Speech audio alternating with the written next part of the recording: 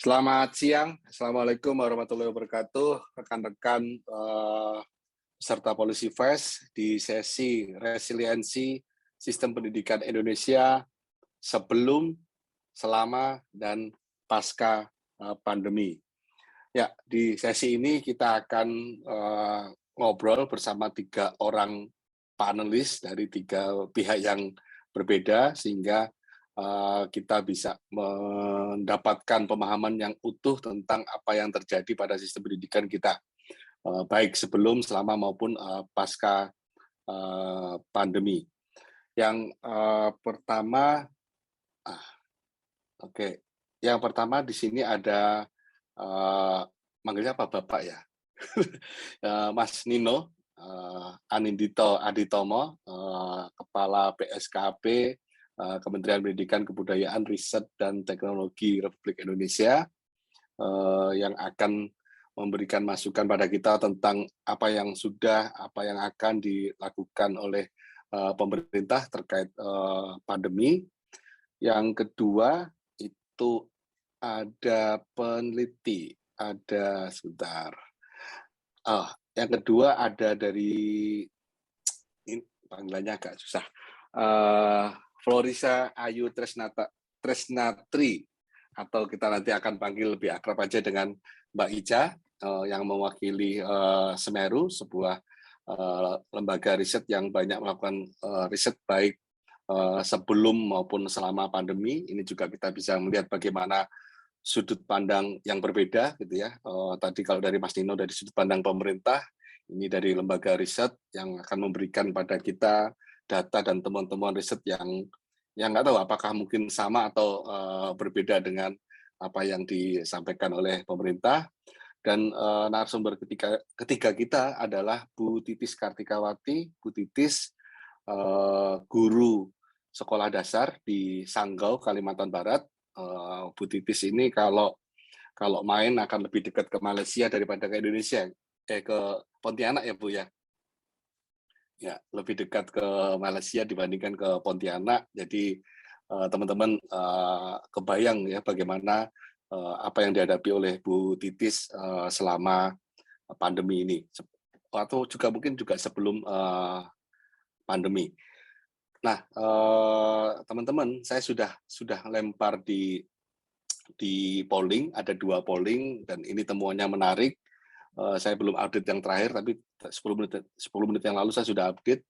Ada 2 pertanyaan yang saya lontarkan, yaitu apakah terjadi learning loss sebelum pandemi, apakah terjadi learning loss selama pandemi. Dan temuannya menarik, setidaknya tidak seperti yang saya bayangkan. Mayoritas itu menjawab baik sebelum maupun selama sudah terjadi learning loss, dengan kisaran jumlah yang lebih banyak itu selama pandemi. Jadi kalau yang selama pandemi itu 89% itu percaya ada learning loss, sementara kalau sebelum pandemi itu di kisaran 79%. Tetapi mayoritas menunjukkan bahwa ada learning loss sebelum maupun selama pandemi. Sekarang kita coba lihat datanya. Ini ada sejumlah data yang sudah beredar di publik. Saya pilihkan tiga slide. Ini yang pertama dari presentasinya Kementerian Pendidikan, Kebudayaan, Riset, dan Teknologi, riset dari Pusditjak dan Inovasi yang menunjukkan bahwa selama pandemi, selama 1 tahun terakhir, terjadi learning loss yang kalau dikonversikan dalam waktu itu setara dengan 6 bulan pada literasi dan 5 bulan pada numerasi. Artinya dalam waktu 1 tahun pelajaran itu ada hilang 5 bulan sampai 6 bulan, diukur dari capaian kompetensi literasi dan kompetensi numerasinya. Dan ini lebih menarik lagi sebenarnya kalau membaca kajiannya lebih jauh. Learning loss itu terjadi bukan tidak secara merata, gitu ya. Learning loss terjadi secara asimetris, di mana kelompok masyarakat menengah ke bawah mengalami learning loss yang jauh lebih besar dibandingkan kelompok masyarakat menengah ke atas, terkait dengan beberapa faktor tertentu. Nah, ini ini selama pandemi. Jadi selama pandemi 5 sampai 6 bulan itu learning loss. Coba kita lihat di fase sebelum pandemi. Ya, kita masuk slide kedua. Nah, ini temuan Bank Dunia yang diumumkan pada November 2020. Ini juga ironis, teman-teman. Jadi sebelum pandemi itu menurut kajian Bank Dunia ini dari rata-rata 12,4 tahun murid mengikuti pendidikan dasar dan menengah, jam efektifnya atau waktu efektif belajarnya hanya 7,8. Artinya kalau dari sini ini sekitar 37% waktu bersekolah itu tidak efektif atau kalau istilah sekarang bisa disebut sebagai learning loss. Tapi coba saya akan mundur lagi ke belakang lagi. Jadi ini kajian dari teman-teman Semeru, slide keempat. Ya, ini sebuah poster hasil kajian dari teman-teman Semeru di RISE. Itu ini sangat menohok sih ketika saya melihat pertama kali poster ini sangat menohok sekali. Jadi kalimatnya sederhana tapi menohok gitu ya. In school but not learning. Anak-anak itu bersekolah tapi tidak belajar, atau kalau seperti yang temannya Bang Dunia tadi, tidak sepenuhnya waktu anak-anak itu di sekolah mereka mengalami proses belajar. Dan ini adalah kajian data dari tahun 2000 sampai 2014. Dan panjang berarti ya, data 14 tahun. 14 tahun kalau dihitung dari sekarang itu jadi akan lebih panjang lagi. Sehingga teman-teman, kita di sini akan mengeksplorasi sejumlah data-data tersebut. Sudah ada narasumber yang kredibel yang mewakili untuk membicarakan data ini. Saya akan lemparkan pertanyaan pemantik saya buat Mbak Ica lebih dulu. Ya. Oke. Ya, jadi Mbak Ica, ini sebenarnya cover ini sangat inspiratif gitu ya, sangat inspiratif. Jadi sampai tahun 2019 itu saya membuat, teman-teman itu membuat kaos, dan kaos itu jadi salah satu kaos yang paling diperbincangkan. Kaosnya itu mengapa banyak anak bersekolah tapi sedikit yang belajar, menggambarkan pernyataan yang ada di cover tadi. Dan itu menarik perhatian banyak orang. Itu ketika baca itu biasanya mereka akan tanya dan segala macam. Sehingga sekarang saya mau tanya juga ke Mbak Ica, sebenarnya apa sih yang ditemukan di riset tersebut? Ya, terima kasih Pak Bukit sebelumnya pertanyaannya. Jadi jika kita membahas terkait studi itu, mungkin saya bisa mulai terlebih dahulu dalam periode tahun 2000 hingga 2014 itu, apa saja capaian-capaian yang sudah dicapai oleh sistem pendidikan kita. Nah, jadi sebelum pandemi di rentang tahun 14 tahun tersebut, itu sebenarnya sudah banyak reformasi kebijakan untuk meningkatkan input terhadap sistem pendidikan kita. Jadi pertama itu pada tahun 2001 pemerintah mulai menegakkan desentralisasi gitu ya, sehingga itu memberikan fleksibilitas kepada kabupaten dan kota untuk bisa menerapkan kebijakan pendidikannya sendiri yang inovatif sehingga bisa mengadaptasi terhadap lokal konteks gitu ya, konteks lokal. Kemudian bahkan pada tahun 2002 itu ada amandemen terhadap konstitusi kita yang mewajibkan pemerintah untuk mengalokasikan 20% dari anggarannya untuk kepada belanja pendidikan gitu. Sehingga kalau misalnya kita melihat ini dari pengeluaran real pendidikan itu meningkat sebanyak 3 kali lipat gitu. Kemudian pada tahun 2005 itu juga ada kebijakan sertifikasi guru yang tujuannya adalah untuk meningkatkan kualitas guru. Nah, dari reformasi-reformasi kebijakan tersebut itu menghasilkan peningkatan akses terhadap pendidikan. Nah, dalam hal ini itu adalah kuantitas pendidikan. Jadi jika kita berbicara data di tahun 2000 sampai 2014 itu Indonesia menyaksikan kemajuan yang sangat besar dalam hal enrollment gitu ya. Jadi pendaftaran ke SMP dan juga SMA. Kemudian juga peningkatan anggaran pendidikan itu membuat menurunnya rasio murid terhadap guru. Jadi dengan kata lain itu semakin banyak jumlah guru yang tersedia di dalam sistem pendidikan ini. Dan dari peningkatan guru tersebut jumlah guru yang memiliki tingkat sarjana gitu ya, itu meningkat dari 37% hingga 90%. Nah, namun sayangnya peningkatan terhadap akses pendidikan ini dan juga peningkatan anggaran ini itu tidak terjemahkan kepada peningkatan kualitas pendidikan atau capaian belajar. Karena walaupun progres ini terjadi gitu ya, tapi tingkat pembelajaran itu masih rendah. Jadi di dalam data kita tadi yang Pak Bukit tunjukkan, itu kita menggunakan data IFLS gitu ya, jadi Indonesian Family Life Survey, dari yang kita menganalisis dari rentang waktu tahun 2000 hingga 2014. Dan dalam studi tersebut kita menemukan bahwa bahkan untuk menjawab soal matematika yang sederhana gitu ya. Jadi ini sebenarnya adalah soal kelas 1 SD, yaitu 49 dikurang 23 itu berapa? Nah, itu hanya 65% dari anak kelas 3 di 2014 yang bisa menjawab pertanyaan anak kelas 1 tersebut dengan benar. Jadi sisanya 35% itu tidak bisa menjawab 49 kurang 23 itu berapa, padahal sudah kelas 3. Kemudian tidak ada anak kelas 5 yang bisa menjawab pertanyaan yang lebih sulit, yaitu 1/3 dikurangi 1/6 berapa. Nah, padahal 1/3 kurang 1/6 ini itu adalah pertanyaan dari kelas 4. Namun kelas 5 saja itu tidak ada yang bisa menjawab itu dengan benar di data tersebut. Oke. Terima kasih, Mbak Ica. Jadi mau coba lebih bersikap moderat ya, Mbak Ica ya. Ya. Ya, jadi ada peningkatan kuantitas dalam 14 tahun terakhir, tetapi kualitas pembelajaran itu masih jadi PR. Saya lemparkan ke Mas Nino. Mas Nino, bagaimana sebenarnya respon pemerintah terhadap kondisi pembelajaran baik sebelum dan selama pandemi?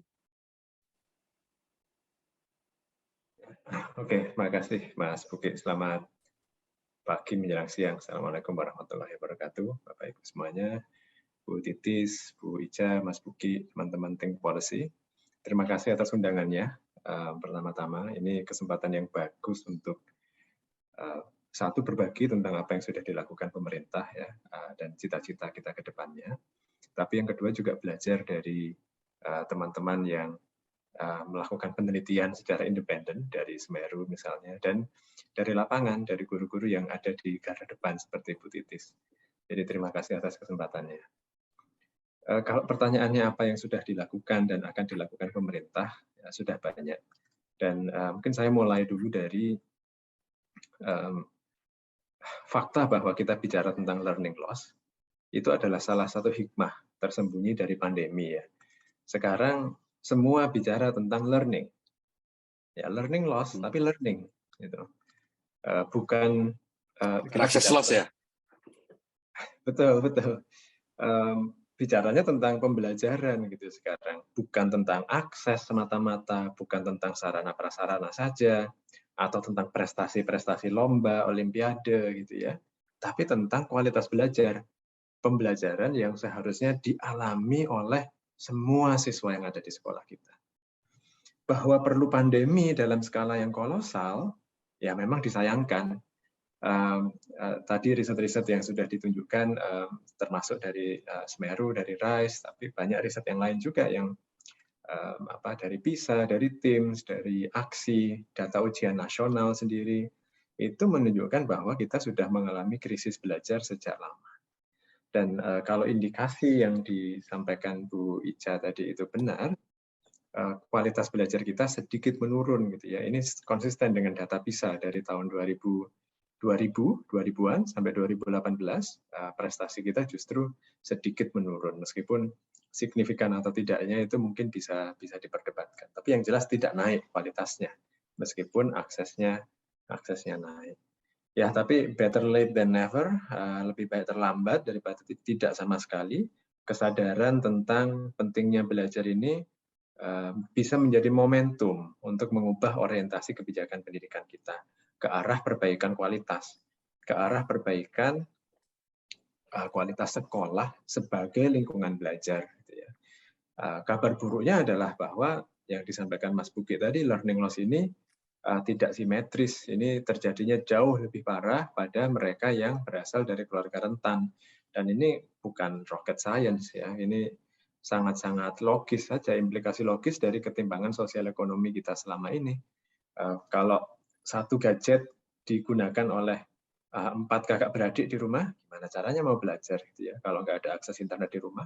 Kalau orang tuanya tidak bisa menjadi pendamping belajar di rumah, gimana caranya mau belajar dari rumah.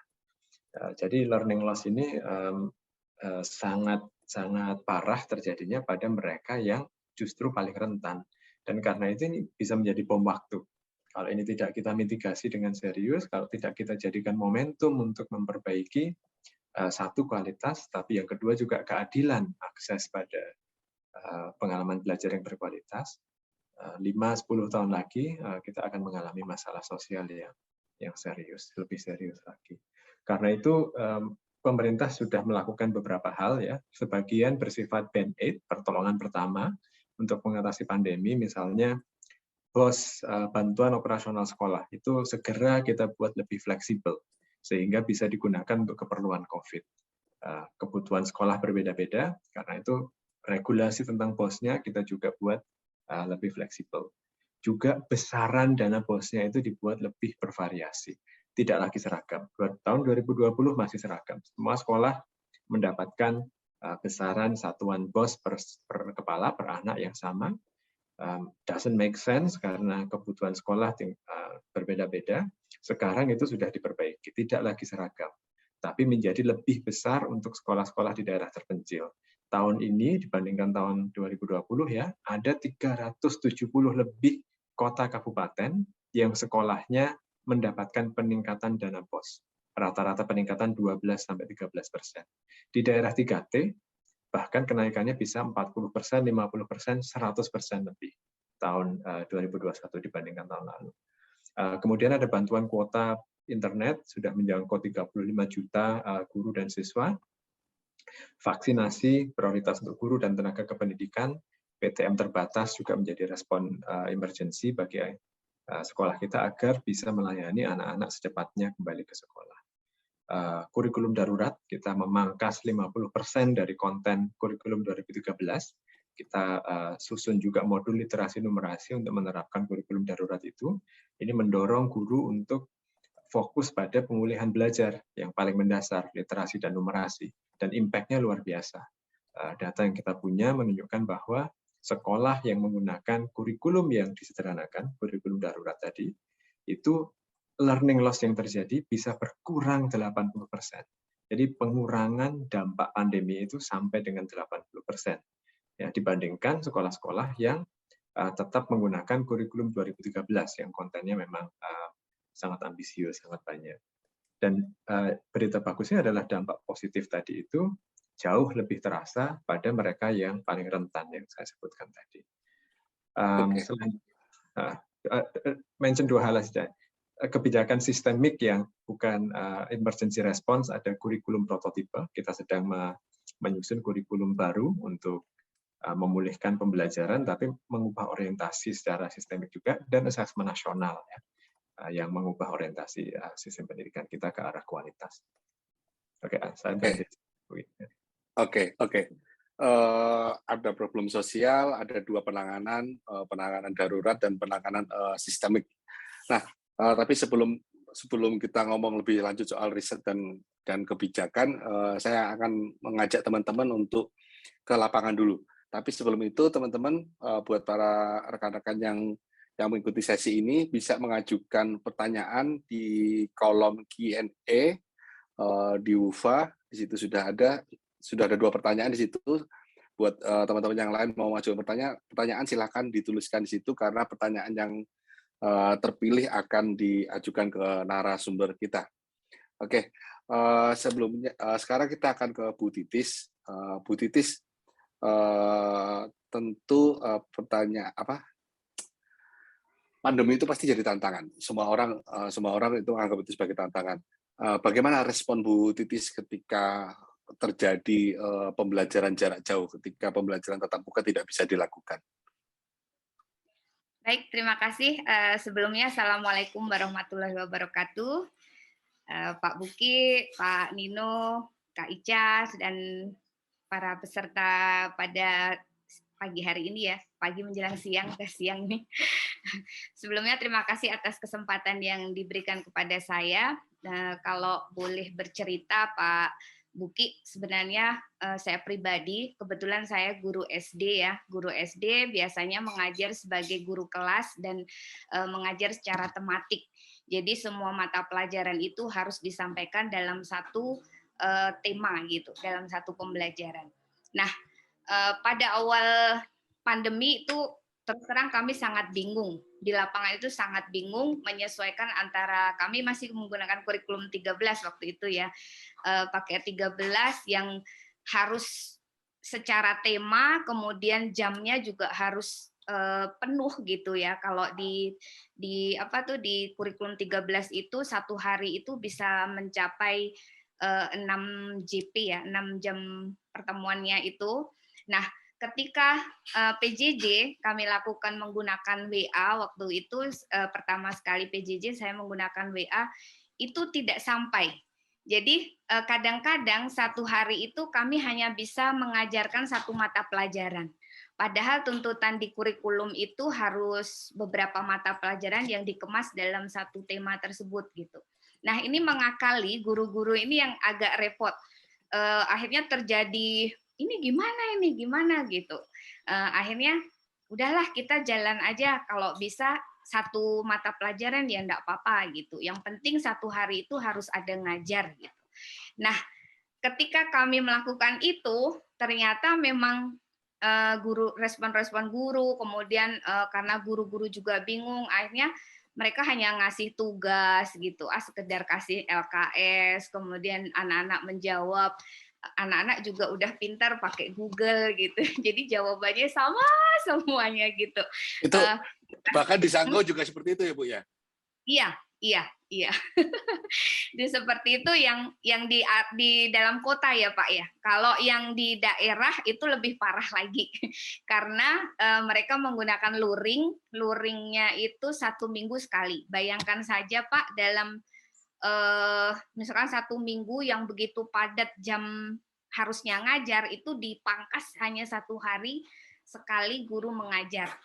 Nah, di situ tuh ya hanya ngasih tugas, anak ngerjakan tugas, nanti seminggu dikumpulkan. Nah, itu memang berat sekali dari orang tua, murid, dan kita sebagai guru ngoreksinya juga pusing gitu kan. Kemudian tujuan pembelajarannya jelas tidak tersampaikan. Nah, dari situ kalau mau cerita praktik saya ketika menghadapi itu, terus saya berefleksi sih sebenarnya. Karena kebetulan saya dulu juga instruktur kurikulum 13 ya, jadi sedikit memahami bagaimana penilaiannya, kemudian di cara ngajar kurikulum 13 itu seperti apa. Nah, di situ saya mulai memetakan KD, kemudian sama sih seperti anjuran dari pemerintah menggunakan kurikulum darurat ya, atau cari aja materi yang esensial, karena pada dasarnya sebenarnya di kurikulum 13 itu KD-nya sama, itu 1 bulan tuh ngulang-ngulang gitu loh. Sebenarnya dari pertemuan ini nanti nyambung ya itu saja dibahas gitu, supaya sampai paham itu 1 bulan 1 tema harus selesai. Nah, karena waktunya selama PJJ kami tematik hanya dikasih waktu 3 hari. 3 hari untuk pelajaran 5 mata pelajaran. Selebihnya untuk mata pelajaran yang mapel khusus ya, matematika, PJOK, agama dan sebagainya. Yang tematik itu efisiensinya itu 1 minggu hanya 3 mata pelajaran. Nah, ini kami terutama saya harus memutar otak nih, gimana dalam yang ngulang-ngulang itu kita ringkas, kemudian kita buat satu project yang satu project itu bisa untuk 1 bulan sebenarnya, untuk semua mata pelajaran. Saya contohkan ketika saya mengajar materi jenis-jenis pekerjaan, itu saya buat project mind mapping anak-anak itu, misalkan saya kasih satu benda, itu anak-anak saya suruh menganalisis ini kalau dari bahan bakunya jenis pekerjaan apa yang terlibat, kemudian distribusinya, misalkan distribusi menggunakan pesawat pekerjaan apa sih yang terlibat di situ gitu. Padahal kalau enggak PJJ itu mereka mungkin hanya jenis pekerjaan itu ya dokter, guru gitu. Tidak sampai ketika mereka harus belajar, oh ternyata ada di pesawat itu ada teknisi pesawat, kemudian ada pilot dan sebagainya. Nah, dengan proyek-proyek seperti itu kita mengemas tematik dalam PJJ gitu. Akhirnya dengan proyek-proyek itu semuanya ngena. Kemudian dari jenis pekerjaan itu anak-anak saya suruh wawancara pekerjaan orang tuanya. Kemudian kalau orang tua kamu petani itu kompetensi apa atau keterampilan apa saja sih yang harus dimiliki oleh orang tuamu gitu kan. Nah, jadi akhirnya kita menyederhanakan itu tadi Mas Buki, materi yang seharusnya satu bulan itu bisa jadi itu dan mengena mata pelajaran yang lain kayak tadi hak dan kewajiban di PPKN-nya untuk jenis pekerjaannya itu apa dan sebagainya itu. Pintar-pintar guru sih sebenarnya harusnya gitu. Siap Bu Titis. Ini seperti yang disampaikan oleh Mas Nino tadi ya soal penggunaan kurikulum darurat. Jadi memang efektif ya Bu Titis penggunaan kurikulum darurat itu ya? Ya betul sekali. Oke. Saya ingin tahu respon guru. Jadi kalau tadi kan apa yang dilakukan oleh Bu Titis. Sekarang kira-kira bagaimana respon guru baik terhadap tantangan pandemi maupun terhadap kurikulum darurat? Seberapa jauh sih guru-guru itu mau berubah akibat pandemi ini? Kalau respon guru pertama pasti menunggu. Dikiranya pandemi 1-2 tahun selesai gitu. Nanti nunggu aja pasti tidak lama ini katanya. Jadi ada yang apatis, ada yang langsung bergerak gitu ya. Nah, di sini ketika ada kurikulum yang baru itu juga banyak respon Mas Buki. Ada yang senang belajar sih tetap pasti, oh ya ini ada yang nggak beres nih, kalau pakai ini terus kita akan tertinggal nih gitu. Tapi kalau yang nggak mau belajar ya udah kita ikuti aja lah ini. Akhirnya tuh kalau yang apatis itu ya, yang menunggu tadi itu dia akan bilangnya seperti ini kan pandemi gitu. Yang harusnya 5 tema dia dalam 1 semester hanya bisa menyelesaikan 2 tema, ya yang 2 temanya tidak diajarkan gitu. Nah, ini kan benar-benar learning loss benar gitu kalau sebagian guru seperti itu. Dan ini banyak sekali, Mas. Tidak banyak sekali, saya rasa banyak sekali, terutama di daerah-daerah yang mungkin mau belajar atau mengakses internet itu sulit gitu. Secara jumlah, apakah sebelum dan selama pandemi itu jumlah guru yang mau belajar sama guru yang apatis itu sama aja atau gimana? Kalau di Kalbar saya rasa 50-50 ya, karena di sini ada sebelum sama setelah pandemi. Jadi apakah sebelum pandemi itu sedikit, selama pandemi juga tetap sedikit yang mau belajar atau gimana? Kalau selama pandemi malah banyak yang mau belajar. Ini saya akui. Karena merasa ya bahwa kalau enggak belajar teknologi, enggak belajar apa-apa yang harus diikuti itu mereka benar-benar akan enggak tahu apa-apa dan mereka lebih jadi kalah sama muridnya. Nah, ini. Jadi akhirnya guru-guru tuh tertatih-tatih juga ikut belajar gitu. Mau belajar dan menyesuaikan kondisi yang sekarang ini. Sehingga setelah pandemi ini saya lihat juga banyak yang guru-guru udah mulai melek teknologi gitu, walaupun tertatih-tatih dan walaupun kadang-kadang harus didampingi oleh guru yang lebih muda gitu. Tapi saya lihat di sekitar saya gitu ya, ada pendampingan dari beberapa teman komunitas dan sebagainya, akhirnya mereka mau belajar gitu. Oke, terima kasih. Jadi ini menarik ya, justru ketika situasi sulit, ini atau mungkin karakter orang Indonesia ya, ketika dalam situasi sulit malah justru lebih banyak orang yang mau berusaha, lebih banyak guru yang mau belajar untuk melakukan perubahan. Saya kembali lagi ke Mbak Ica, terkait dengan itu, terkait bahwa respon-respon terhadap pandemi itu malah memberikan respon yang mungkin menunjukkan bagaimana ketahanan dari ekosistem pendidikan kita. Kalau menurut Mbak Ica, kira-kira bagaimana ya kita bisa menggambarkan soal resiliensi, kan topiknya sesi ini soal resiliensi. Bagaimana sih resiliensi ekosistem pendidikan ini selama pandemi? Saya sangat senang mendengar di lapangan bahwa banyak guru gitu ya yang justru karena disrupsi ini mereka malah banyak yang mau belajar dan berubah menjadi lebih baik gitu. Nah, jadi ini menandakan bisa meningkatkan resiliensi sistem pendidikan kita dalam menghadapi pandemi ini, terutama dalam learning loss. Karena ketika misalnya kita berbicara apa saja gitu ya faktor-faktor yang membuat Indonesia itu resilience terhadap pandemi ini, tentunya pasti adalah faktor-faktor yang bisa menimbulkan terjadinya learning loss ya, misalnya tadi guru gitu ya, kapasitas guru, ketidakmampuan guru dalam memberikan pembelajaran jarak jauh gitu. Kemudian juga kapasitas orang tua dalam mendampingi anaknya belajar dari rumah gitu, baik dari tingkat pendidikan orang tuanya, kemudian fasilitas di rumah gitu kan, lalu dari fasilitas-fasilitas infrastruktur seperti internet, alat komunikasi, dan juga dukungan-dukungan dari kepala sekolah kepada guru dan juga pemerintah kepada sekolah seperti itu. Nah, jadi faktor-faktor itu sangat penting gitu ya untuk bisa meningkatkan resiliensi sistem pendidikan kita dan juga memitigasi learning loss. Nah, jadi apa yang bisa kita lakukan gitu ya kalau Pak Buki tadi menanyakan untuk bisa lebih memitigasi learning loss ini dan meningkatkan resiliensi kita. Nah, jadi tadi sangat baik gitu ya untuk guru itu mau belajar. Dan tapi ada lebih pentingnya lagi bagi guru itu untuk bisa mulai berkontribusi untuk mengatasi learning loss itu. Nah, jadi kalau misalnya dalam penelitian kita, karena kita sudah tahu bahwa learning loss ini terjadi selama pandemi, dan bahkan tadi seperti Pak Nino sebutkan, learning loss ini lebih banyak gitu ya untuk dampaknya lebih buruk kepada siswa-siswa yang berada dari keluarga miskin dan sebagainya, sehingga memperlebar ketimpangan gitu. Nah, jadi dari situ itu sangat penting untuk guru itu ketika sekarang sudah mulai bersekolah untuk melakukan pemetaan kemampuan murid gitu. Karena tentunya dengan learning loss ini kemampuan murid itu berbeda-beda antar satu dengan lainnya. Sehingga penting untuk guru itu memetakan kemampuan murid ketika awal masuk sekolah melalui asesmen formatif.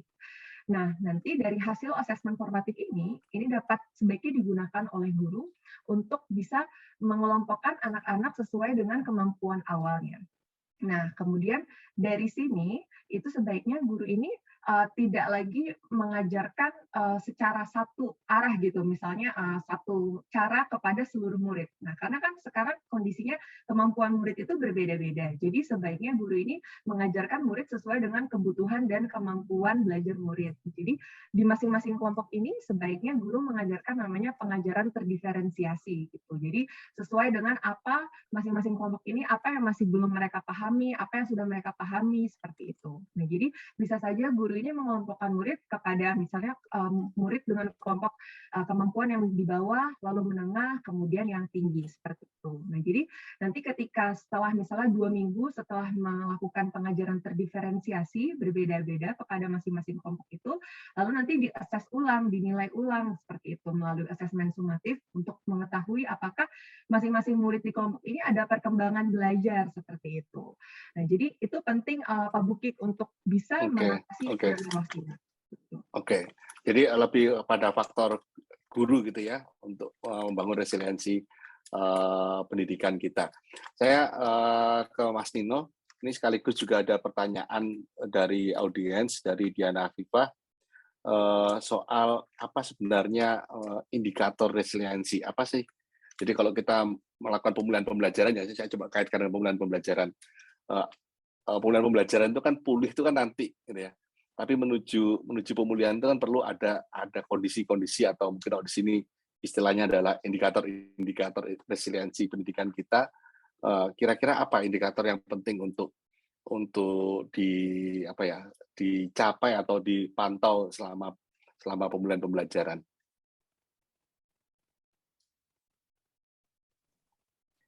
Ya, terima kasih. Itu resiliensi ini dimaknai sebagai kemauan untuk bangkit ketika kita menghadapi kesulitan. Nah, untuk konteks pendidikan di masa pandemi, saya sepakat indikator utamanya adalah bagaimana guru merespon situasi yang sulit ini.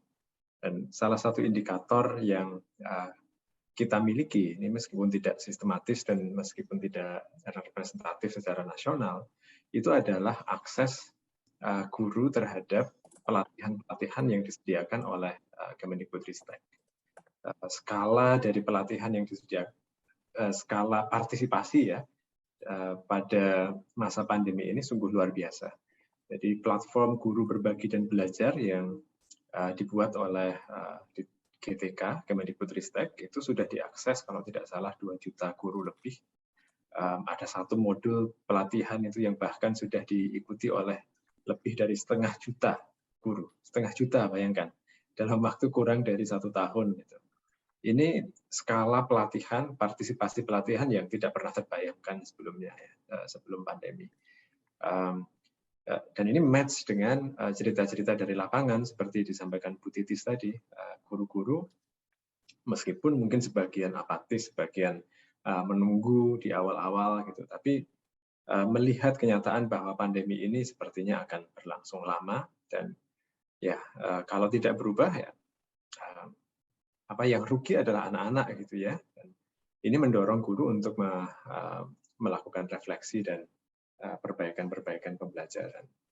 Jadi yang diceritakan Bu Titis tadi itu kan apa perubahan itu lahir dari satu refleksi gitu ya Bu Titis ya. Kalau dikasih LKS saja ternyata jawabannya sama semua, anak-anak sudah pinter mencari jawabannya di Google. Satu refleksi, kemauan untuk bercermin, untuk mengkritik, melihat secara kritis apa yang dilakukan oleh kita sendiri itu dan dampaknya pada anak-anak. Kemudian elemen yang kedua adalah keberanian untuk berinovasi. Jadi mengambil keputusan-keputusan yang mungkin tidak sejalan dengan interpretasi regulasi selama ini. Keputusan-keputusan yang lebih didasarkan pada kepentingan siswa. Tadi meringkas secara mandiri materi-materi yang ada di kurikulum, ya, bikin-bikin proyek yang menggabung-gabungkan berbagai tema. Itu adalah keputusan-keputusan yang butuh keberanian, saya rasa di lapangan. Dan ini indikator dari indikator yang sangat penting dari resiliensi sistem pendidikan kita. Indikator lain adalah kolaborasi, Mas Uki. Jadi banyaknya pihak-pihak yang bergandengan tangan untuk memitigasi learning loss ini, melakukan upaya-upaya untuk pemulihan pembelajaran.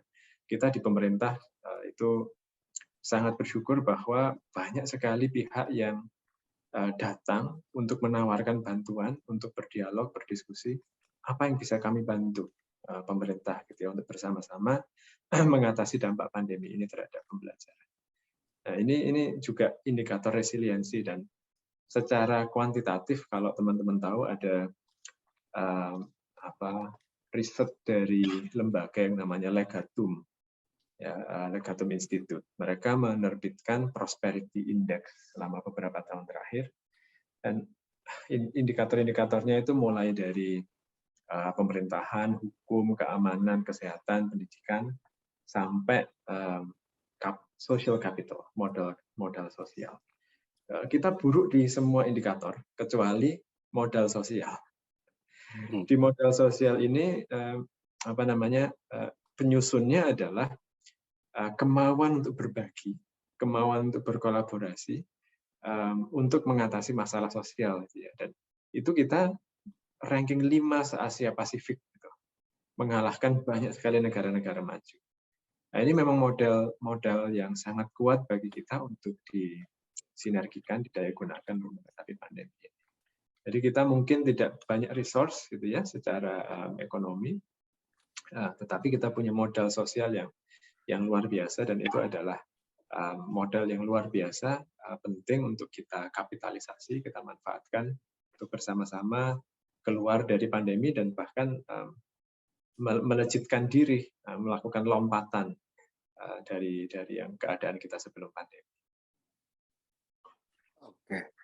Oke. Ini jadi ada kesamaan dari Mbak Ica dan Mas Nino soal indikator dari resiliensi sistem pendidikan kita, ekosistem pendidikan kita adalah bagaimana respon guru gitu ya, yang dipertegas oleh Mas Nino tadi soal kemampuan untuk melakukan refleksi, untuk berhenti dan memikirkan efektivitas cara-cara lama. Kalau memang LKS hanya menghasilkan satu jawaban, ya mungkin sudah saatnya ditinggalkan, sama keberanian untuk melakukan terobosan. Dan faktor keduanya selain guru adalah modal sosial atau kolaborasi di apa yang dimiliki oleh bangsa Indonesia. Ya, ini sebenarnya kalau dari persepsi umum ya, terutama dari sejumlah pertanyaan yang masuk itu agak berbeda, karena kalau pertanyaan yang masuk kebanyakan masih membicarakan soal akses, ketersediaan akses, sementara indikator yang disampaikan oleh Mbak Ica sama Mas Nino malah tidak berbicara soal akses, tapi lebih bicara soal kapasitas guru dan kapasitas kolaborasi. Itu mungkin kalau teman-teman mau eksplorasi pertanyaan, silakan ditanyakan di sana. Saya nggak akan ditanya. Saya akan masuk ke Bu Titis lagi. Bu Titis tadi dapat diakui oleh Mbak Ica maupun oleh Mas Nino, salah satu yang menurut saya menarik adalah keberanian untuk melakukan terobosan yang tidak harus sesuai dengan regulasi. Kok berani, Bu? Begini, karena Merdeka Belajar kali ya. Dari Merdeka Belajar itu kita kan udah tahu ya Pak, kalau Merdeka Belajar itu kita harus tahu tujuan, komitmen dengan tujuan, kita tahu kita mau ngajar apa sih gitu.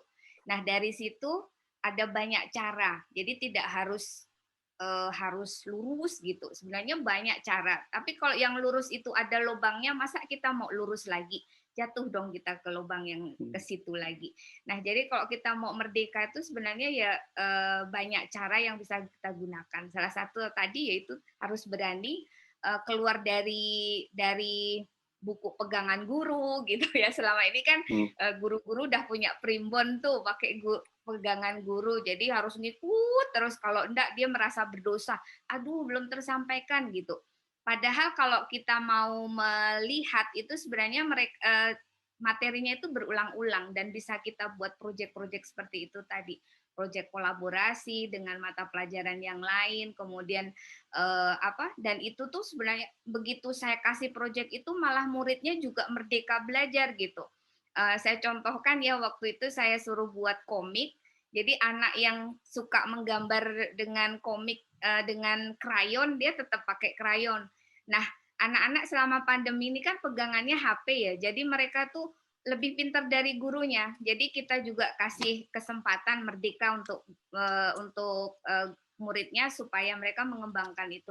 Bu, kalau saya pakai aplikasi Supermi boleh enggak? Bu, kalau saya pakai ini boleh enggak? Nah, di sini tantangannya, gurunya mau tidak menerima murid yang seperti itu. Kadang-kadang masih ada guru yang harus AA gitu, enggak boleh pakai aplikasi, enggak boleh, padahal sebenarnya dia sebenarnya enggak bisa gitu. Nah, merdeka belajar itu kalau gurunya enggak merdeka, muridnya juga enggak akan merdeka, karena sebenarnya kalau kita terbuka, ini sebenarnya bisa dieksplor lebih jauh gitu. Dengan materi ini anak-anak bisa keterampilannya bisa lebih lagi dari yang ekspektasi kita gitu, Mas Buki. Dan selalu refleksi, terutama gagal dan keberhasilan itu selalu kita refleksi gitu, Mas. Oke. Ya, Bu Titis, biasanya kalau ditanya kenapa ke guru yang lain ya, kenapa mereka tidak berani untuk melakukan terobosan, biasanya nanti ada alasan bahwa itu takut ditegur, apakah oleh pengawas, oleh dinas pendidikan. Bu Titis nggak takut ditegur? Tidak, karena saya bisa menjelaskan.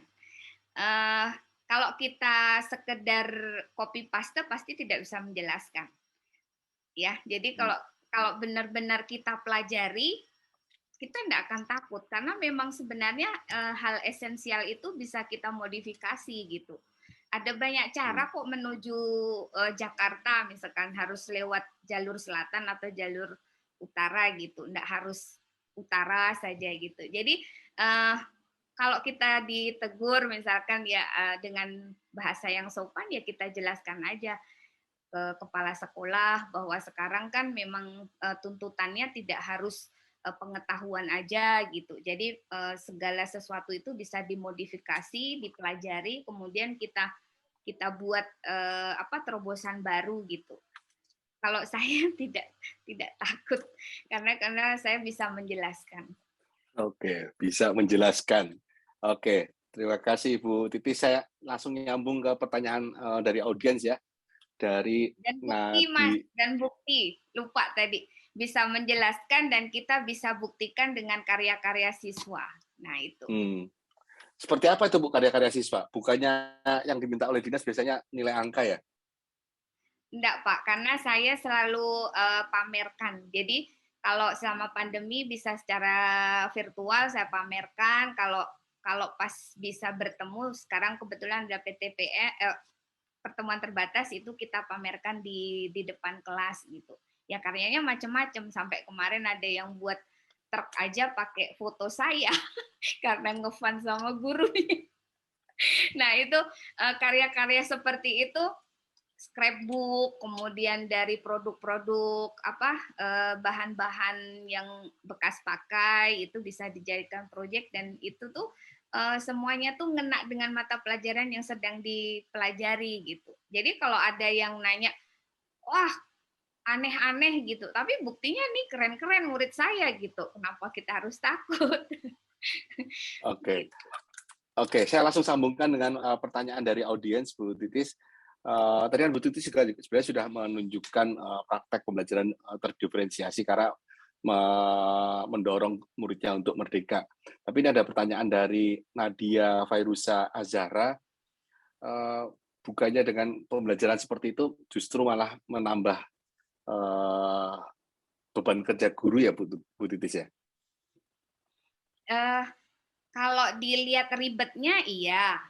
Ya, kalau dilihat ribetnya iya, karena kita harus praktek dulu. Misalkan kita mau buat proyek kan tidak mungkin gurunya hanya ngasih tugas tanpa kita mencoba dulu. Tuh pertama ribetnya di situ. Kita harus benar-benar membuat rencana yang matang sebelum kita memberikan proyek. Kemudian membuat rubrik penilaian. Nah, guru-guru ini sebenarnya banyak yang tidak paham, Mas Buki. Gimana sih menilai suatu produk gitu. Kalau yang dilihat secara pintas bagus, ya udah dapat 9 gitu. Padahal kan sebenarnya 9 itu dari apa gitu, dari kontennya, dari kreativitasnya, dari ininya. Nah di sini kadang-kadang yang bikin ribet. Selama ini kan guru hanya menilai udah gambar, misalkan gambar zaman kita SD dulu, gambar gunung ada 2, dapat 8. Tapi 8-nya itu kita enggak tahu apakah karena saya pewarnaannya bagus atau karena tidak kotor dan sebagainya. Nah, bikin rubrik ini yang mungkin dibilangnya jadi ribet gitu. Padahal sebenarnya memang tugas guru kan seperti itu. Menilai pun tidak harus hanya melihat sepintas, oh ya, ini bagus dapat 90. Tapi tidak tahu 90 itu dari mana. Nah, ini mungkin yang disebut ribet itu seperti itu. Tapi kalau saya malah justru dengan proyek itu kita bisa detail menilai siswa. Mungkin dia 90 tapi berbeda, mungkin karena dia menang bagus di kreativitasnya atau mungkin di segi pewarnaan dan sebagainya. Jadi anak-anak itu bisa oh kamu ternyata di pewarnaan bagus, mungkin ini kamu nanti bisa jadi desain apa gitu ya. Kemudian oh kamu ini bagus di rapi, berarti kamu ini telaten gitu loh. Nah, ini nih guru bisa jadi menilai anak tuh secara personal gitu. Tapi kalau enggak ada proyek hanya sekedar itu ya udah dapat 90 tapi enggak tahu siswa itu 90 tuh di siapa yang ngerjakan, dibantu oleh siapa gitu kan. Kita kalau enggak pakai rubrik enggak bisa. Jadi sebenarnya yang bikin mungkin guru-guru ngerasa ribet itu karena harus menyediakan rubrik, harus mencoba dulu, terus per item dinilai dan sebagainya. Oke, jadi ya memang ribet, memang ribet dan akhirnya ya ujiannya adalah pada apakah guru berpihak pada anak atau tidak, gitu ya Bu Titis ya. Iya. Oke, terima kasih Bu Titis. Ini saya sudah mulai masuk sesi ini teman-teman, sesi menjawab pertanyaan-pertanyaan dari audiens. Ya, meskipun mungkin agak tidak nyambung secara langsung dengan topik kita, ini ada dari, saya lemparkan ke Mas Nino, bagaimana pemerintah melihat peran edtech company dalam perkembangan pendidikan Indonesia ke depannya. Apakah sudah pernah melakukan kolaborasi dan bagaimana rencana ke depan kolaborasinya? Ya, peran teknologi jelas menjadi sangat sentral ya dengan pandemi ini. Kita dipaksa melakukan akselerasi transformasi praktek pembelajaran, praktek pengelolaan sekolah, dan itu mau tidak mau dibantu oleh teknologi karena kita mengalami penutupan sekolah, pembatasan sosial dan seterusnya. Jadi kami melihat peran edtech itu dalam konteks pemulihan pembelajaran sebagai salah satu pihak yang potensial untuk bersama-sama menciptakan konten, ya, konten pembelajaran baik untuk guru maupun untuk siswanya. Ini banyak edtech yang sudah punya pengalaman lebih lama untuk menciptakan konten yang berkualitas. Ini kita kolaborasikan dengan mengundang edtech dan pihak-pihak lain sebagai mitra untuk menyediakan konten pembelajaran. Saya belum bisa mengumumkan secara eksplisit gitu ya, karena ini belum dibuat publik, tapi insya Allah bulan depan akan ada launching cukup besar terkait dengan hal ini. Tapi intinya kita mengundang banyak mitra termasuk edtech untuk menyediakan konten-konten mereka agar bisa dipakai oleh guru untuk belajar dan untuk mengajar juga. Saya rasa itu ya Mas Buki, intinya kolaborasi untuk menyediakan resources bagi peningkatan kualitas pembelajaran, resources digital yang itu memudahkan akses bagi semua guru dan semua siswa.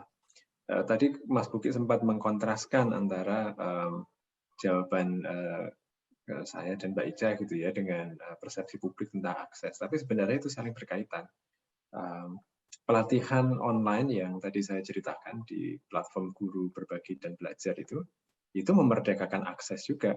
Kalau dulu ya mungkin akses pada pelatihan yang disediakan pemerintah itu ada gatekeeper-nya gitu ya, karena guru perlu surat tugas misalnya untuk bisa berangkat ke kota terdekat atau ibu kota terdekat gitu. Tapi sekarang nggak perlu, guru yang punya inisiatif, kemauan untuk belajar bisa langsung mengakses platform tersebut. Nah, ini akan kita perluas lagi dengan mengkonsolidasikan berbagai kesempatan belajar itu di sebuah aplikasi yang terpadu gitu. Dan sekali lagi ini pemerintah kami sadar tidak bisa menyediakan secara penuh gitu. Konten yang ada di situ itu harus merupakan kolaborasi dari berbagai pihak termasuk edtech. Cuman saya ingin juga edtech ini melihat dengan frame yang sama gitu ya, bahwa peran edtech adalah menciptakan kesempatan belajar, dan belajar itu kita maknai sekarang sebagai pengembangan karakter dan kompetensi, bukan lagi untuk drill and practice yang menguji pengetahuan anak-anak tentang materi kurikulum secara luas tetapi dangkal. Jadi moga-moga kita bisa bersinergi ke arah yang sama juga. Ada syaratnya nih Mas ya? Syaratnya gimana Mas Buki? Ya, berarti ada prasyaratnya kan, artinya edtech company yang berkolaborasi itu punya komitmen terhadap transformasi pembelajaran gitu ya? Betul. Transformasi pembelajaran, ya, pengembangan literasi, numerasi, dan karakter gitu ya. Jadi bukan lagi model lama drill and practice untuk persiapan tes mata-mata. Oke. Begitu tanggapan buat pertanyaan dari Fatan Traafi tentang peran edtech company, di mana catatannya adalah sangat terbuka peran kolaborasi itu untuk penyediaan konten baik buat murid maupun guru. Ada catatannya tadi dengan catatan bahwa perannya edtech company tidak ngedrill gitu ya, tidak bukannya menyediakan latihan-latihan soal untuk drilling gitu, tapi lebih pada bagaimana murid-murid bisa belajar mengembangkan kompetensi literasi, numerasi, dan karakter. Ini juga sebenarnya sebuah pesan kepada edtech tentang peluang baru gitu ya. Kalau kita bisa cara edtech company kan berarti ya ini sebenarnya juga peluang bisnis baru buat edtech gitu ya Mas Dino ya. Ya, betul. Saya lupa tadi menyampaikan selain konten, platform kolaborasinya juga. Gitu. Jadi jangan membatasi diri pada sekali lagi penyediaan soal-soal latihan untuk persiapan tes, tetapi menciptakan budaya belajar di sekolah. Itu peran teknologi pasti sangat besar di sana, dan kita tidak bisa melakukannya sendirian di pemerintah. Oke. Terima kasih Mas Dino. Saya kembali lagi ke Mbak Ica. Mbak Ica itu tadi soal diferensiasi, pertanyaan-pertanyaan yang masuk itu lebih banyak ke soal beban kerja. Tadi saya sudah tanyakan juga ke Bu Titis soal beban kerja, soal rasio guru murid. Bentar, saya lihat dulu yang rasio guru murid siapa tadi ya.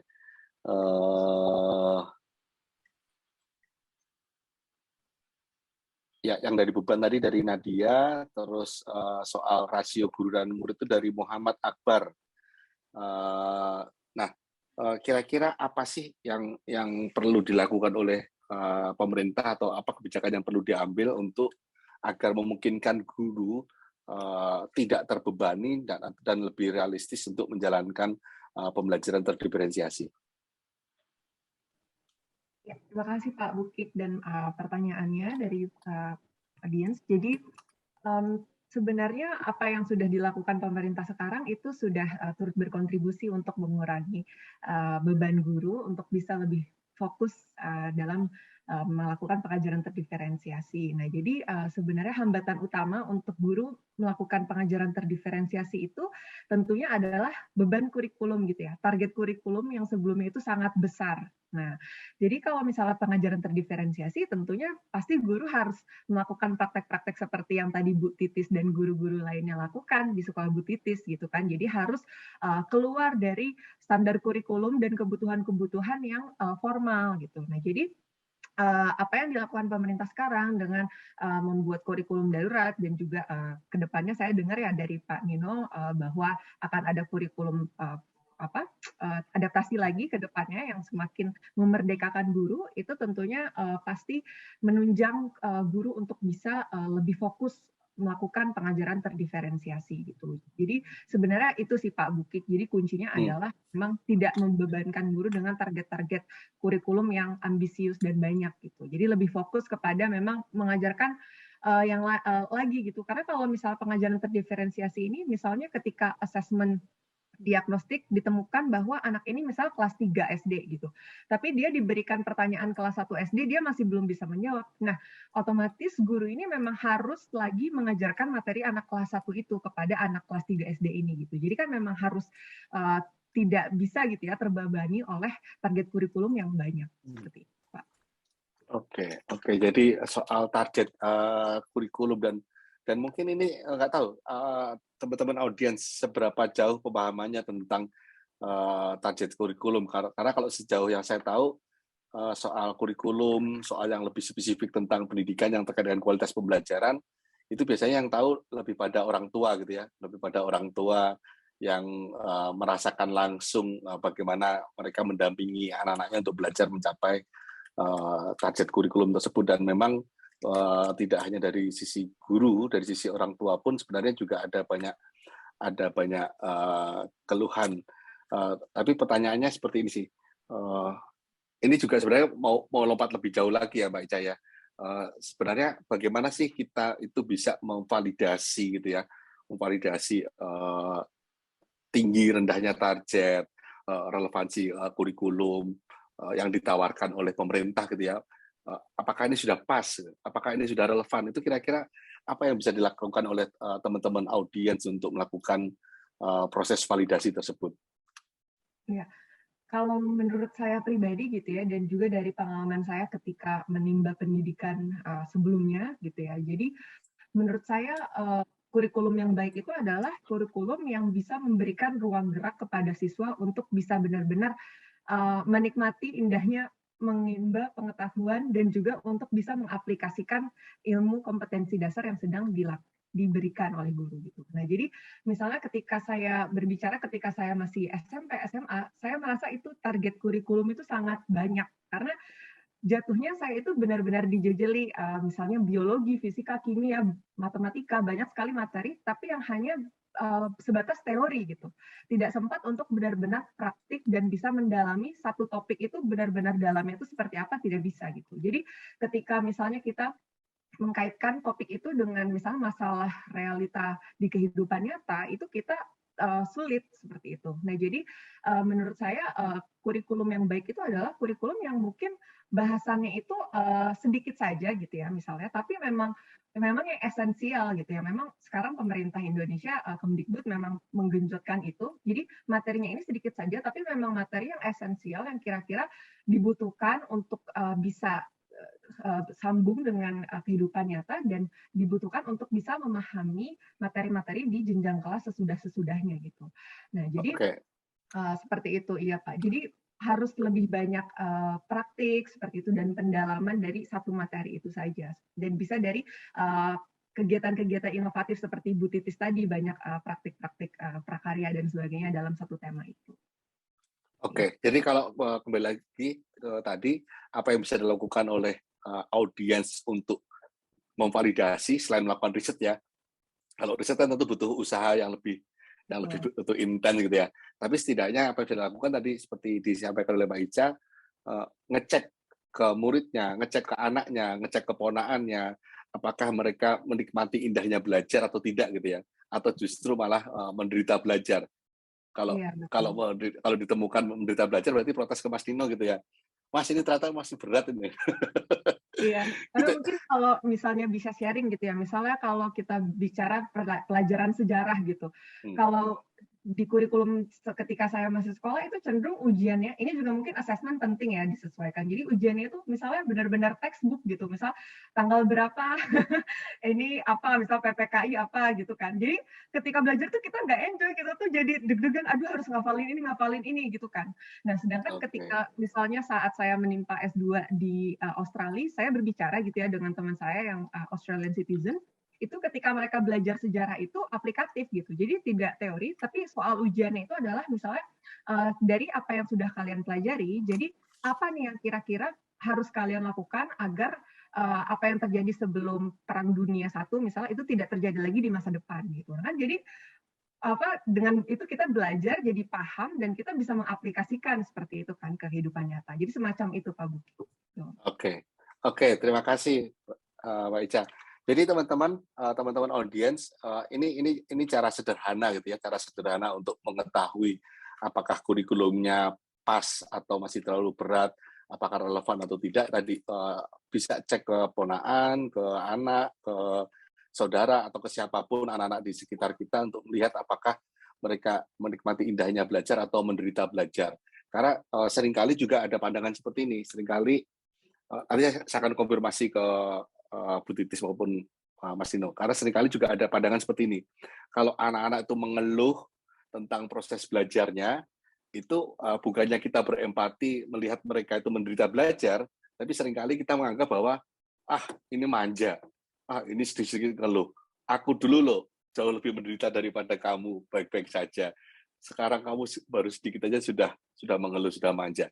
Jadi seringkali apa yang disampaikan oleh Mbak Ica tadi untuk memeriksa apakah anaknya itu menikmati indahnya belajar atau tidak, atau lebih banyak keluhan, tidak dimaknai sebagai problem sistemik, tapi lebih ke problem perilaku atau karakternya murid gitu ya, sehingga dituduh sebagai anak manja. Mungkin Mas Nino sudah open mic, silakan Mas Nino. Melangkah satu langkah lagi ya. Sepakat mengecek apakah anak-anak menikmati proses belajar dan atau menderita belajar istilahnya Mas Buki. Dan ini bukan berarti anak-anak itu ketika pembelajarannya lebih menyenangkan, mereka tidak repot, mereka tidak bekerja keras. Cuman bekerja kerasnya dalam konteks yang berbeda gitu ya. Tujuannya adalah untuk melatih nalar, mengasah kemampuan kolaborasi, mengasah kemampuan berargumentasi, kepekaan sosial, dan itu butuh waktu, butuh energi juga yang tidak sedikit gitu. Sama saja dengan menghafalkan buku yang berisi ratusan konsep informasi yang harus mereka tuangkan kembali dalam soal-soal ujian, itu sama saja repotnya, effortnya, tetapi hasilnya dan perasaan yang dialami itu sangat-sangat berbeda. Saya senang sekali dengan frase menikmati proses belajar tadi itu, menikmati proses berpengetahuan, gitu ya. Karena sekolah adalah satu-satunya institusi sosial di mana anak-anak kita, di mana kita itu belajar untuk menikmati ilmu pengetahuan. Nggak ada lagi institusi sosial yang punya peran seperti itu. Gitu. Kalau kita gagal memberi pengalaman berilmu pengetahuan pada anak-anak melalui sekolah, ya tidak akan ada apresiasi terhadap ilmu pengetahuan. Dan itu impact-nya ke bidang-bidang publik yang lain sungguh luar biasa gitu ya. Tapi melangkah satu lagi Bapak Ibu, suarakan itu, suarakan protesnya gitu, karena pengambil kebijakan itu dibatasi, itu bekerja dalam. Ini pemerintah yang aneh, minta diprotes malah. Pengambil kebijakan pemerintah itu bekerja di dalam ekosistem bukan hanya epistemik ya, bukan hanya pengetahuan, kebenaran, data, tetapi juga suara publik, protes masyarakat.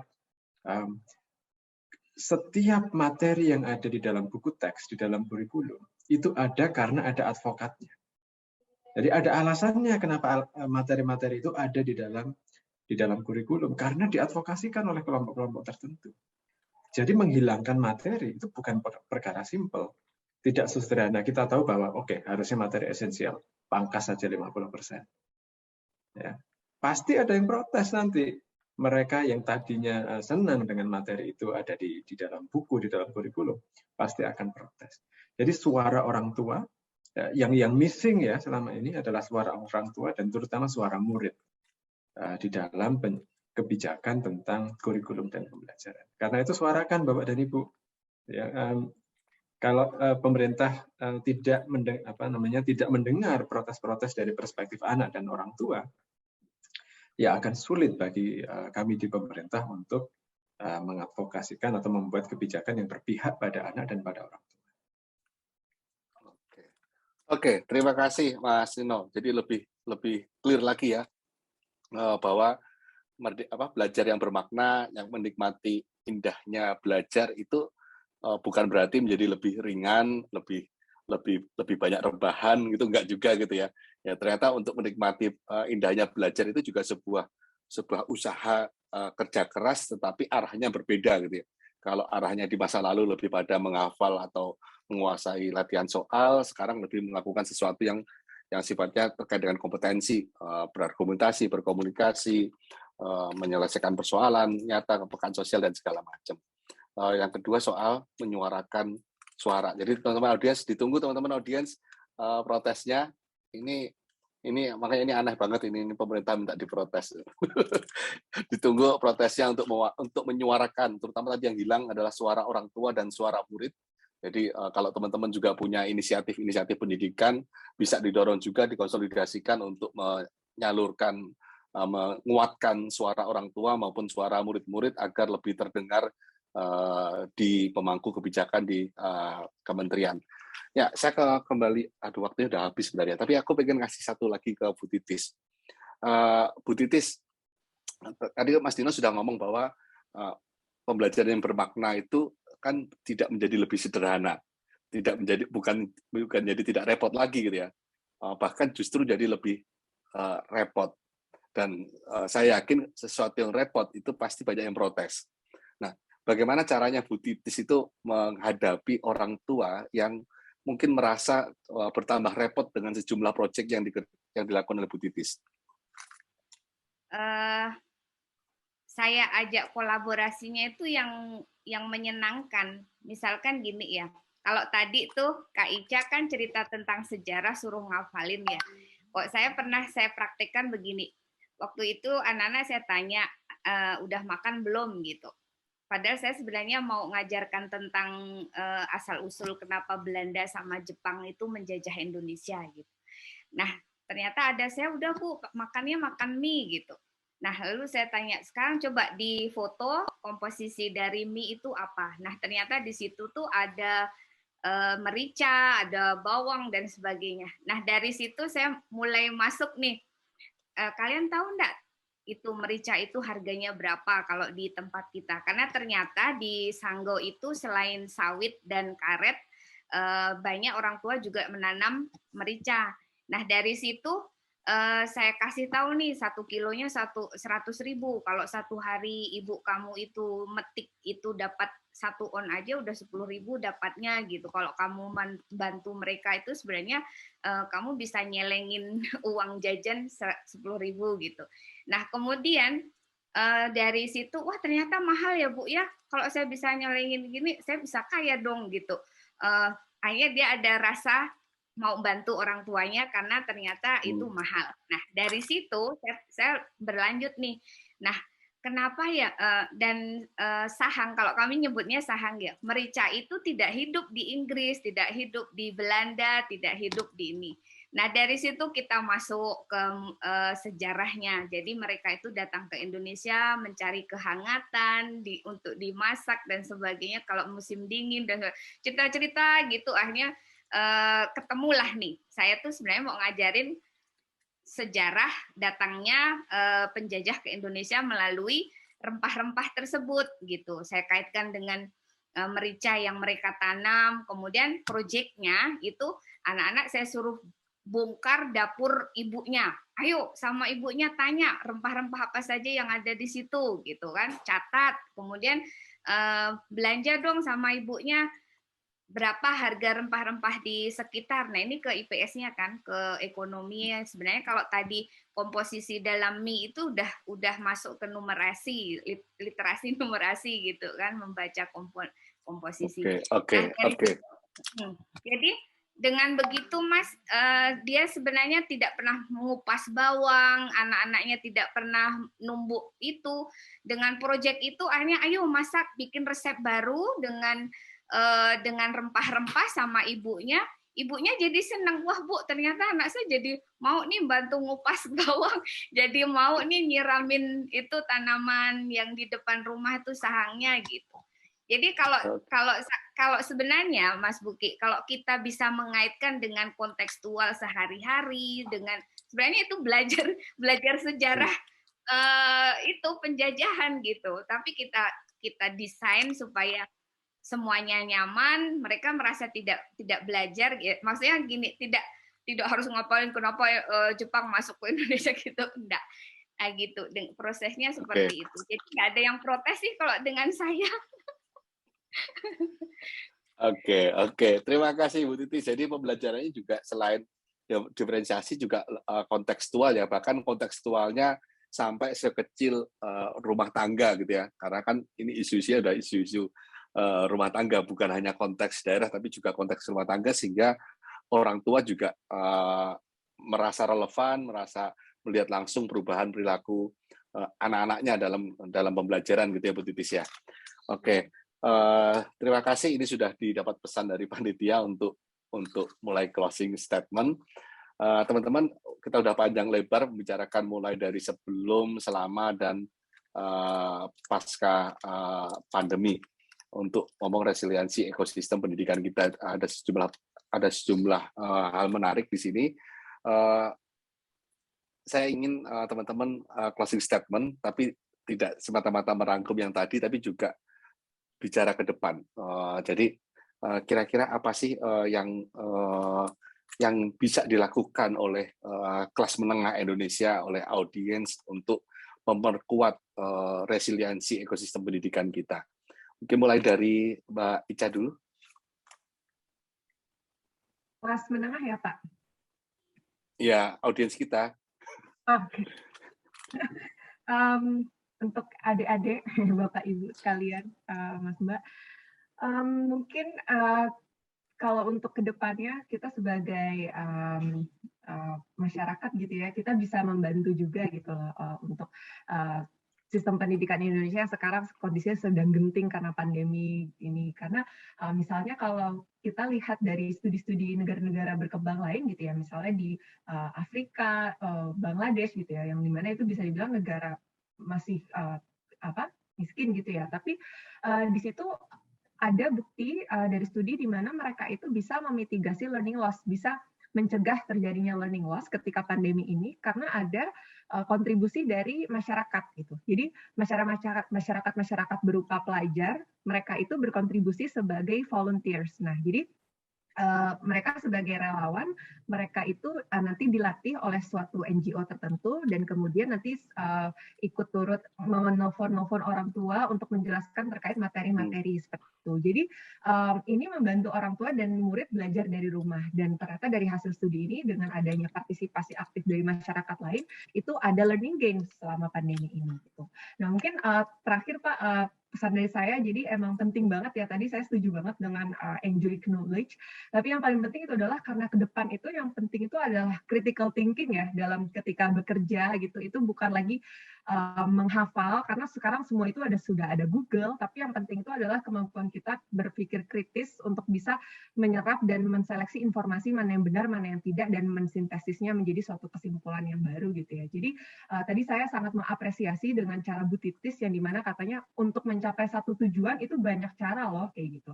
Padahal sebelum-sebelumnya itu sistem pendidikan itu di Indonesia cenderung sangat syarat dengan untuk mencapai satu tujuan caranya ini aja gitu. Kalau misalnya beda sedikit, misalnya cara menghitung matematika, fisika beda sedikit itu langsung disalahkan atau menggambar disalahkan seperti itu kan. Jadi itu sangat penting untuk kita sama-sama membangun budaya untuk bisa menunjang critical thinking gitu.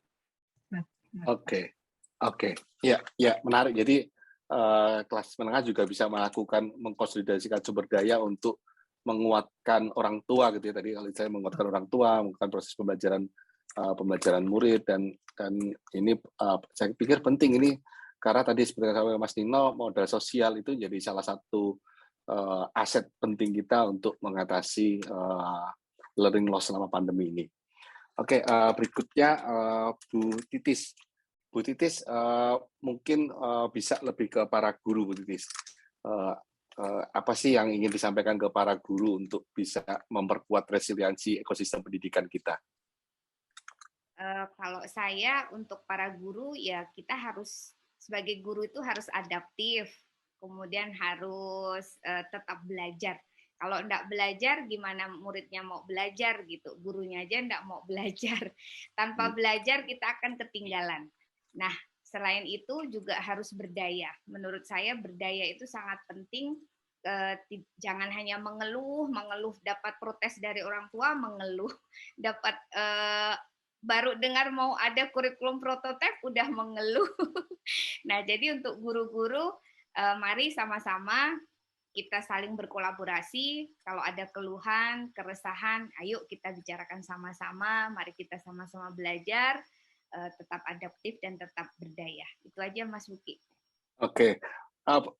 Audiens bisa menghubungi Bu Titis melalui apa, Bu Titis? Instagram bisa nggak, Bu? Bisa. Di Instagram saya _Kartikawati, di Facebook saya juga bisa. Oke. Silakan teman-teman. Silakan. Ini khusus Bu Titis saja saya promosikan akun Instagramnya ya, yang lainnya nggak perlu.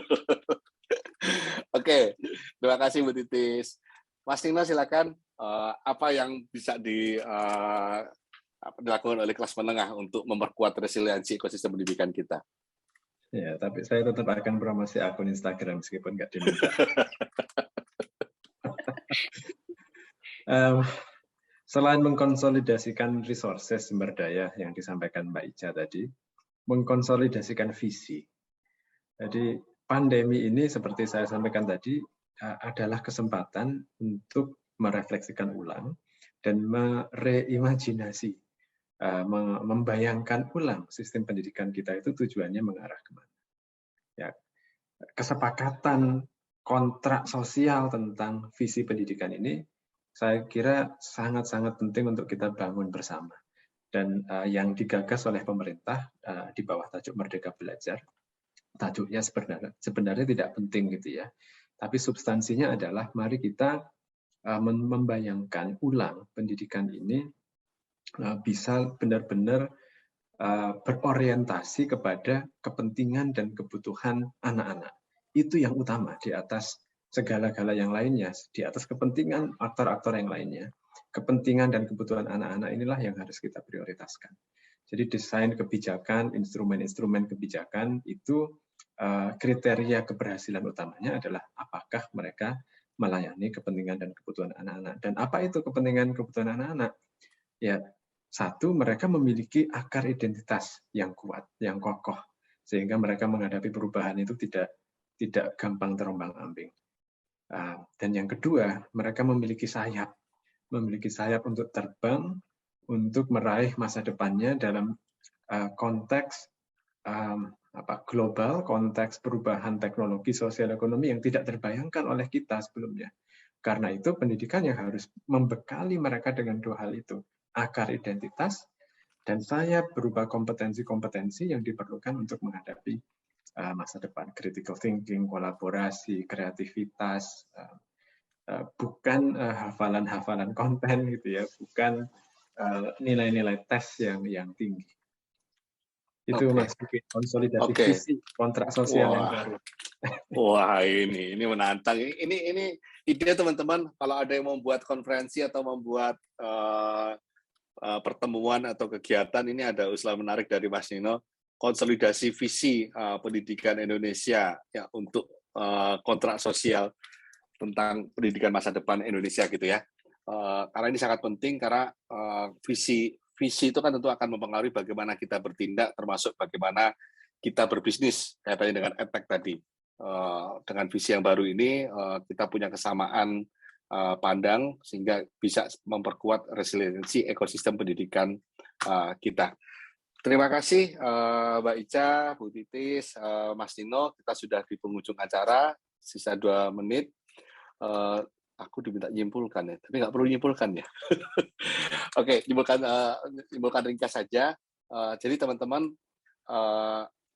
seperti disampaikan oleh Mbak Ica tadi bahwa kualitas pembelajaran cenderung mengalami penurunan bahkan sebelum pandemi dan terjadi learning loss selama pandemi, dan itu butuh usaha kita semua, butuh kolaborasi kita semua untuk memperkuat resiliensi ekosistem pendidikan kita. Ada beberapa upaya yang bisa dilakukan. Yang pertama adalah memberikan dukungan pada guru agar terus belajar, karena itu adalah salah satu indikator dari resiliensi. Yang kedua, mengkonsolidasikan sumber daya untuk memberikan dukungan tambahan pada orang tua dan murid dalam melakukan pembelajaran. Dan yang ketiga yang ini sangat kritikal, yaitu mengkonsolidasikan visi tentang pendidikan Indonesia, agar apa yang kita lakukan sekarang bukan hanya sekedar membantu, bukan hanya sekedar mendukung, bukan hanya sekedar berkegiatan, bukan hanya sekedar berbisnis ya, tapi sesuatu yang lebih bermakna buat anak-anak kita. Membangun pendidikan yang lebih relevan, yang lebih bermakna untuk masa depan anak-anak Indonesia. Begitu dari saya, mohon maaf apabila ada salah kata. Oh ya, setelah ini teman-teman, setelah sesi ini akan ada sesi mini bootcamp dengan topik-topik yang tidak kalah serunya. Saya juga pengen ikut sebenarnya. Jadi jangan lupa jam 1 tetap hadir kembali di Policy Fest. Di situ ada ikuti sesi mini bootcamp. Begitu, mohon maaf apabila ada salah kata dari saya. Terima kasih semua audiens yang sudah bertanya maupun yang sudah menyimak. Selamat siang, Assalamualaikum warahmatullahi wabarakatuh.